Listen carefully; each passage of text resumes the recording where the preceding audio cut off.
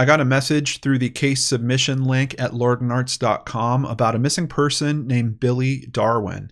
I started looking into the case and was kind of shocked at how little I could find.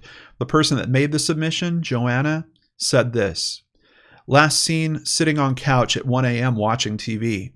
When I woke up to go to work, he was gone. His car parked sideways in the yard. His keys were separated in two, part on the back porch and other half on the other side of driveway." I reached out to Joanna for more information, and we're going to try to string together what I could find available online. And we're also going to see if there's more that we can do to help this case. It's time to turn on the searchlight for Billy Darwin.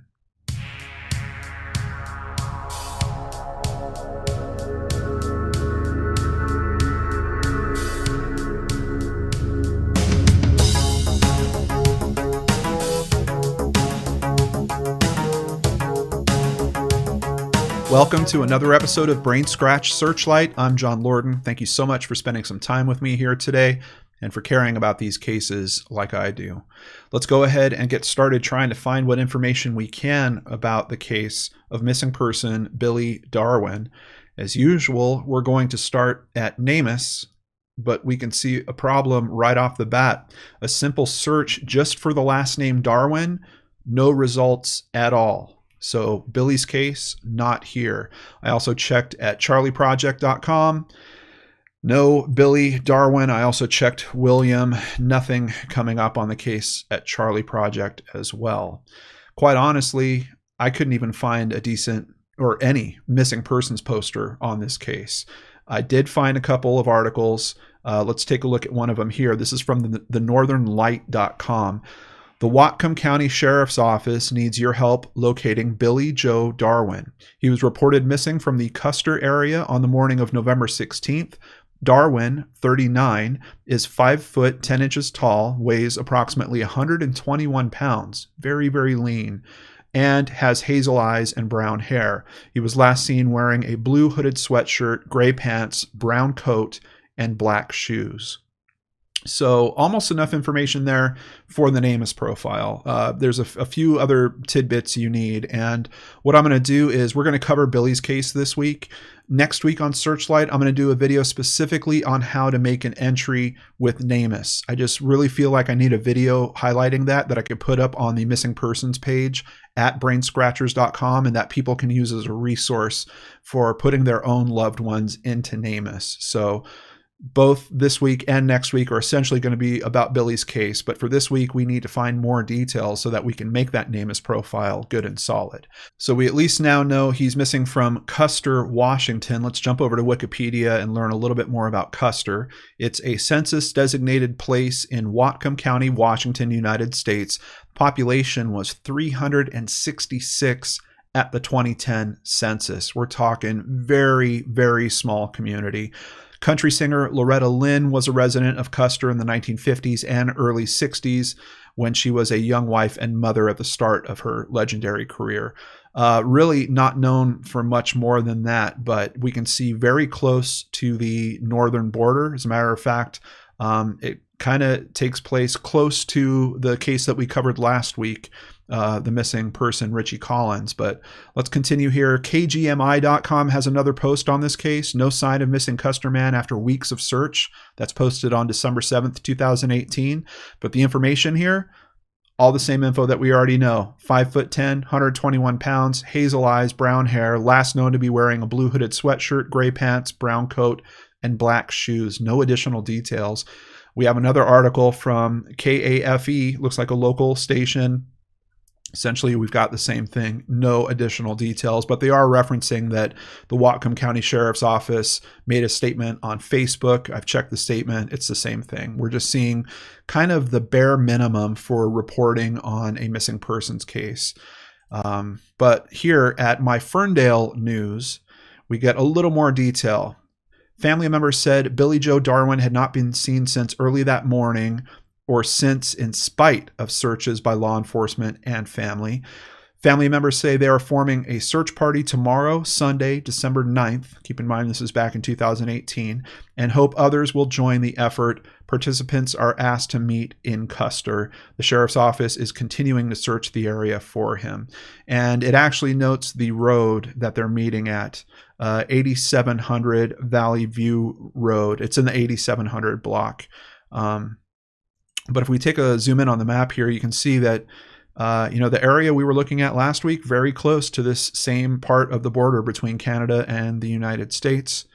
As we zoom in specifically on the area where he went missing, I believe it is this lot to the left on Valley View here. I think that because of some of the description that Joanna has given me about the driveway, this one seems to match that. So this is where we're looking, but as you can see out here, not a whole lot. We don't have a lot of businesses, so of course looking for cameras might be a little tricky. Believe it or not, we actually do have a camera that comes into play. We're going to get to that information as well. Thankfully, I'm not seeing a lot of major water sources. It does look like there are some creeks that are running through the area. I just wanted to check one of the nearby creeks. This is a close-up on the view of the Dakota Creek, right where it crosses Valley View, and you can see we're not talking about a very significant water source. I'm pretty sure that with just standard search efforts, they're going to be able to find if he was actually located in that type of water source. Let's check the creek to the north as well.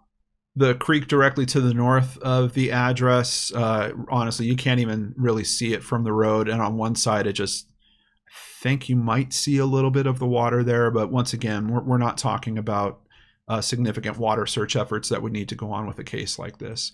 Let's continue over at Facebook.com. This is a page called Justice for the Missing and Murdered of Whatcom and Skagit County. Today is 1 year since Billy Darwin has been missing. To date, empty clues and no word. Someone out there knows something. Please come forward and contact the Whatcom County Sheriff Department. Please help Billy's family and friends find peace. Now here we have something interesting that they kind of respond to their own post. What is very interesting is that the WCSO, the Whatcom County Sheriff's Office, does not have him listed on the missing page. And if we go to the missing page, they don't. They actually have Leah Roberts, which is a case that we covered back in January of 2016. They've got Marsha Lynn Joyce, which is a case from the mid-70s. But we have Billy going missing in this area and not being reported here. I don't know if this page is really being maintained in that way. It looks like these are both historic cases, essentially. So I don't think this is like an active page where they're keeping all of their missing persons cases up to date.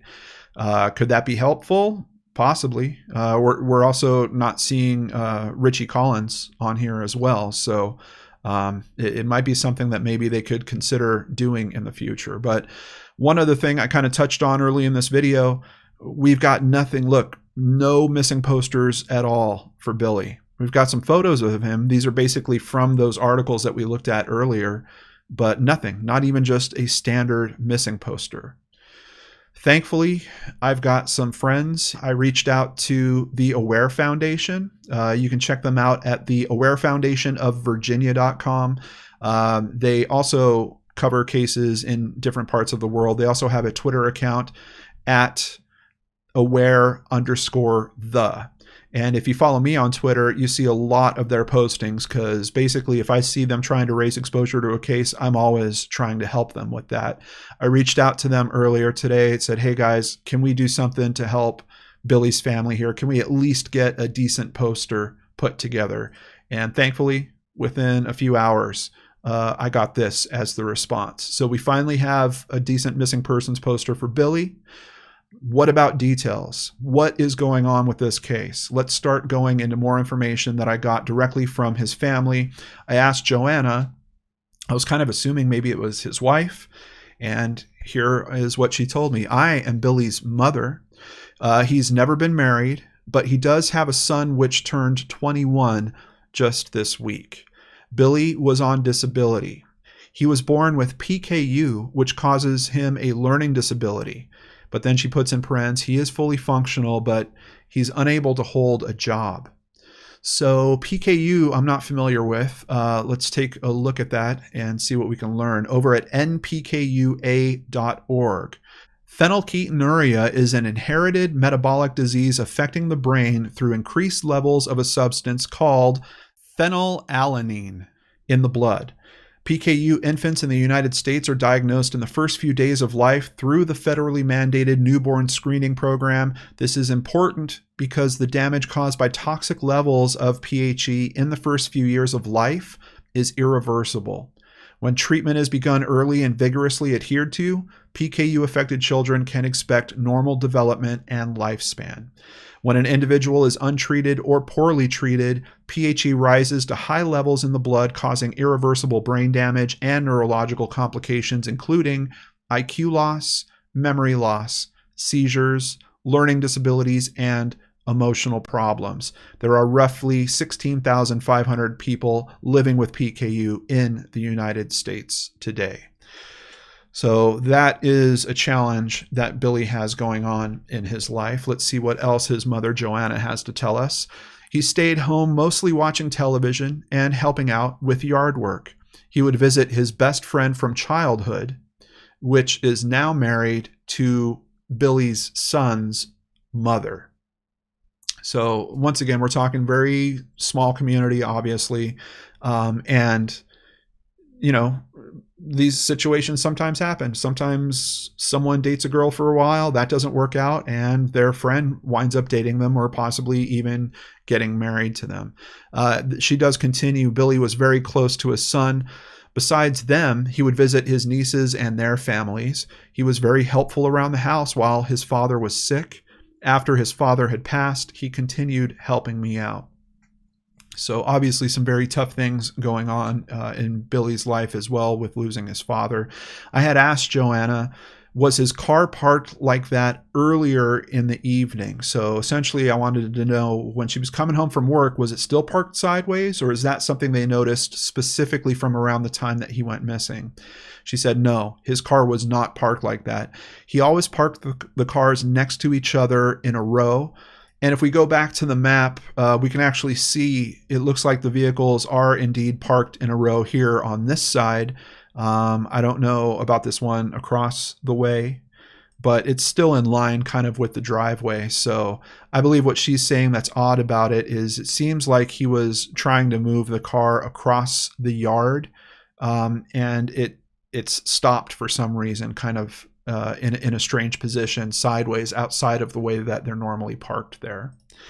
Let's continue. I had also asked her, did she think that Billy possibly left in the middle of the night? Because we're hearing that the last sighting is about 1 a.m. and it seems like somewhere around 4 a.m., 4:30 a.m. they notice that he's missing.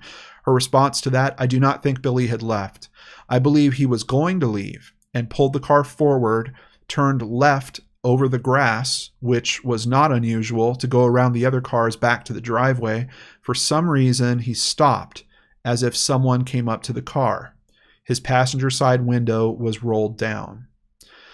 I told them that I looked through the Web Sleuths thread. I did see some comments about possible drug charges in his past. I asked her, do you think drugs may be a factor in his disappearance? She does not think drugs are a factor, but she did note that he had been up for a couple of nights. He was known to occasionally use marijuana. He was also known to occasionally use methamphetamines. She says specifically when he had the money for it. She is saying he had just sold a car and had $200. I asked, was he having any disagreements? He did not have any disagreements and did not owe anyone money. Everyone that knew him liked him. He was not involved in any legal proceedings, had not been in trouble for years. I asked, was anything found in any of the searches? Nothing was found in any of the searches. The police looked through the house. They had dogs that following Saturday, which I was told they could not pick up his scent anywhere, which never made any sense to me since Billy lived here and had to walk to his car. Seems like they should have picked up something in the yard. They took the dogs through the woods and down the road in both directions. We organized a search of about 15 people and searched the woods and the neighborhood area looking for any clues. Nothing found. We mentioned the neighbor had cameras, which they never looked at, just asked if the cameras showed anything. I contacted the neighbor and asked if she had seen anything on the cameras that might help. She replied that all they could see were headlights. I asked if she could tell if it was parked in my driveway. She said that it wasn't clear. At the time that Billy disappeared, it had stopped raining because his beanie was not wet when we found it in the driveway. So now we have another object. We've got the keys that were separated for some reason, but we have his beanie also being found in the driveway, and it's dry. We have a circle driveway, and the back driveway we have blackberry bushes blocking the view from the house. So if someone was parked there, you would not be able to see them. The investigator said maybe he walked away, which Billy would not have done. He would have taken his car.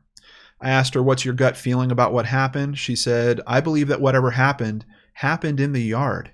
I think that whoever did this set the stage by splitting up his keys, put one part on the back porch and the other part on the other side of my car, which was not parked near Billy's car. I always parked mine by the back door, so when I left early in the morning, I wouldn't have to walk in the dark. So that is everything that Joanna tells us. I just want to look at this map one more time to see if I can make a little sense. So I guess what she's saying is she would essentially park close to the back door of the home. I would believe that's probably over here. It might even be over here, but she's just noting that she parks in a different place. We have the car. From her description and seeing the way these are angled, I believe she means it pulled forward and then was turned sideways and then just stopped somewhere along here. And it's really strange to think this is going on in your yard, that whatever has happened and now your son is missing literally happened right here. And his keys are split. From what she's saying, I believe one of them is close to the back porch on this side, and then possibly the other half is on the other side of the road. I don't know if they were thrown or something like that. And then we also have his beanie being found somewhere on the driveway. Now, I did also get in touch with his sister. I believe her name is Alyssa. She also lives at the family home with her, I'm not sure if it's her husband or her boyfriend. He lives there as well. And she believes that she's actually the last person to have seen him.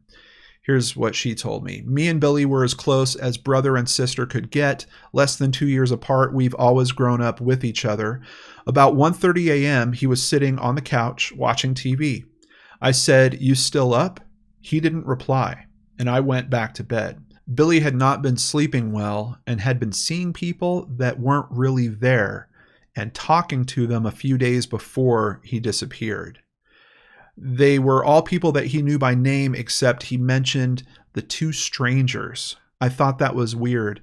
I don't really know if there had been two strangers there that day or not. I'm concerned here because we're hearing potentially of him using methamphetamines. We're hearing that he might have some money. His mother's noting $200 from a car that he had recently sold. Is it possible that he was using for a couple days? I mean, his sister's saying that it seems like he's been up for a few days at this point.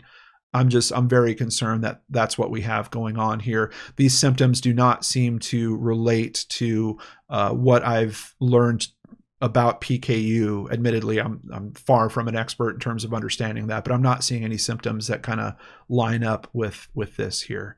But let's continue. My mom woke me and my boyfriend Dennis up at about 4 a.m. and said, "Where's Billy?" We immediately got up and started looking for him. At the time, we thought he would just show back up.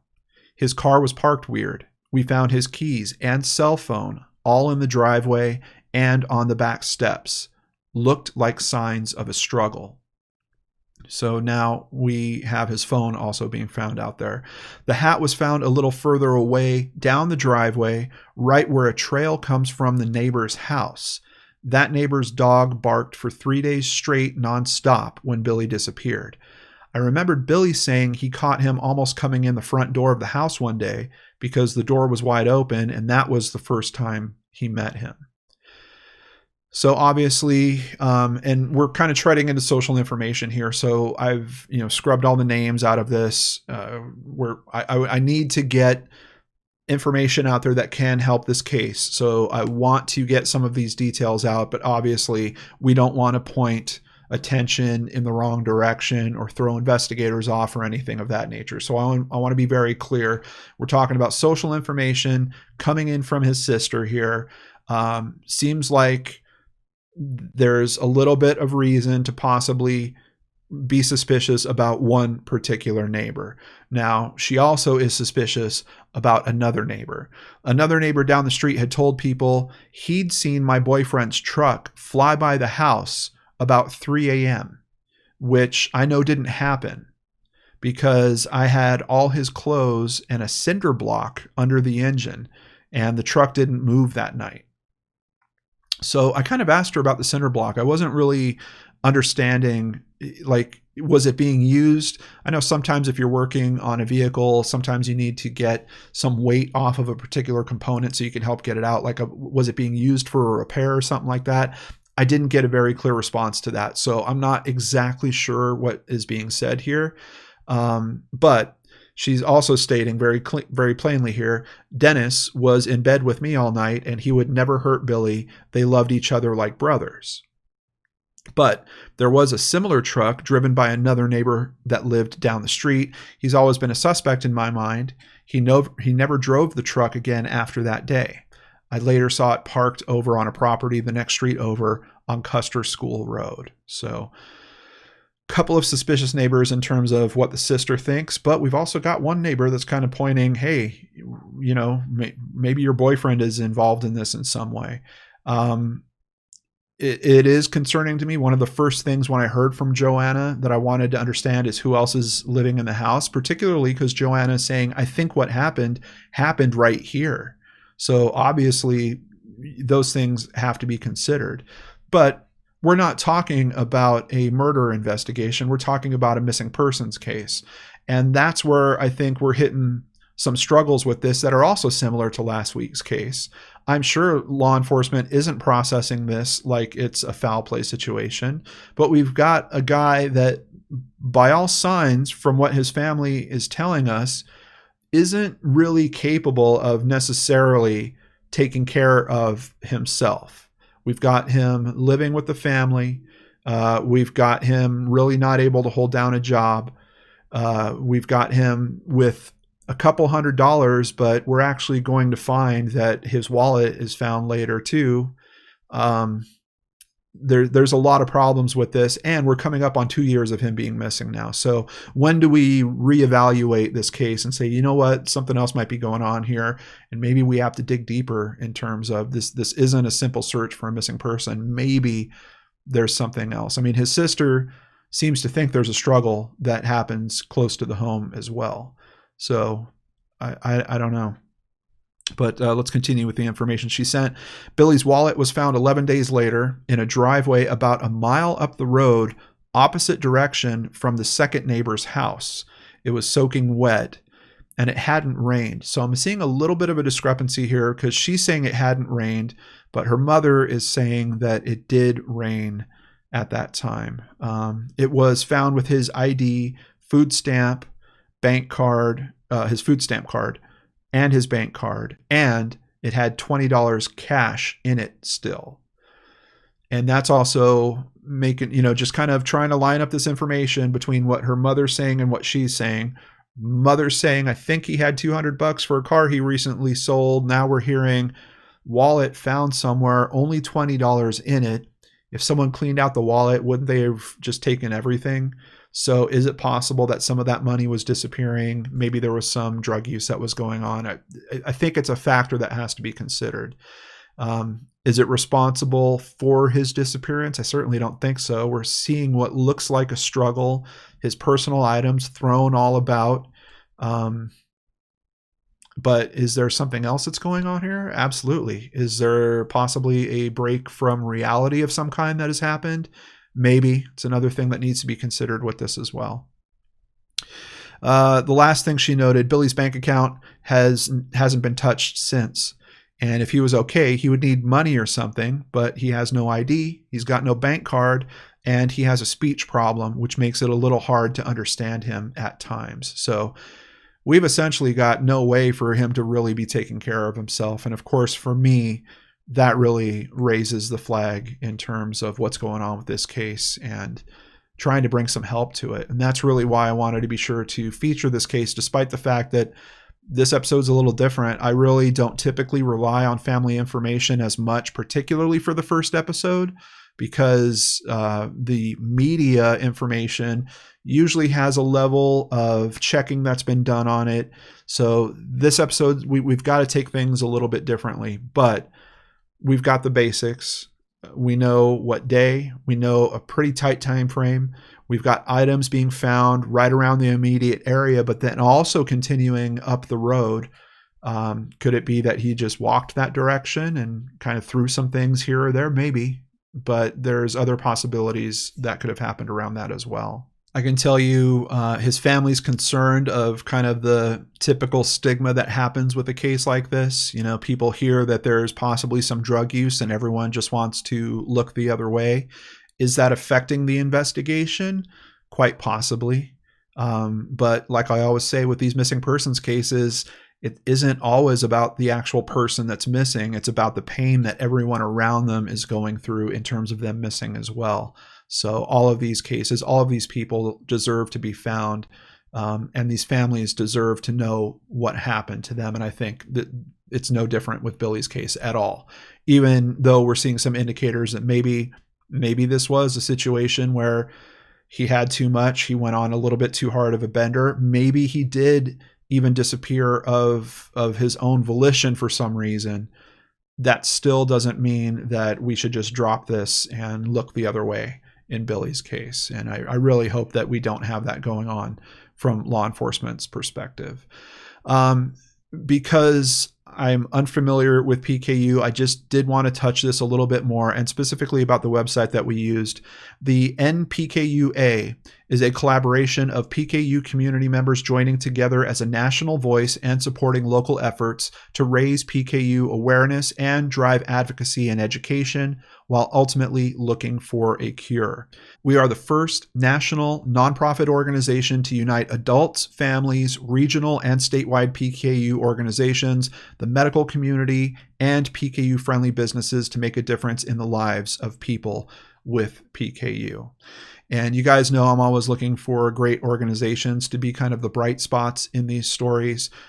Today, as soon as I'm done filming this, I'm going to make a donation to NPKUA in honor of Billy Darwin. Of course, on top of that, thank you to the Aware Foundation. We've got a poster, but now we also need a NamUs profile. And we're going to have a new video on how to do this. It's coming out for Searchlight's episode next Wednesday. So you guys can continue along with me and see how I get Billy's information entered into NamUs. And hopefully that video can help other families that might find themselves in a similar situation where a lot of people don't know what NamUs is when they hear about why it's important. It's nationwide, accessible by everyone. You need your missing persons case in NamUs. Plus the matching they do with unidentified bodies. There is no issues in terms of jurisdictional misses or anything of that nature. This is data being used in probably one of the best ways that I've ever seen it used. So next week, how do we get Billy's case entered into NamUs? We'll be doing that on Searchlight. But for right now, I need your help. We have to raise exposure to this case. Please share this video in Washington. We need all eyes and all ears open, looking for information about Billy. And if you have that information, please check out the description box below. We've got the contact details. We were showing the number on this video practically the whole time that we were talking about this case. Please do the right thing and call that in. His family deserves the answers. And if you can play a part of that, I guarantee you, you're going to feel something very special in helping facilitate that. All right, everyone, before I end today's video, I want to thank a few new patrons. Thank you, Misty R, and thank you, Emily Kiala.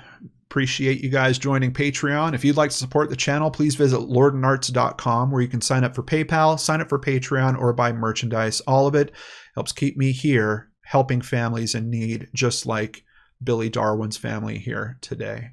Take care, everyone. I'll be back on Friday with a brand new episode of Brainscratch right here on the Lord and Arts channel.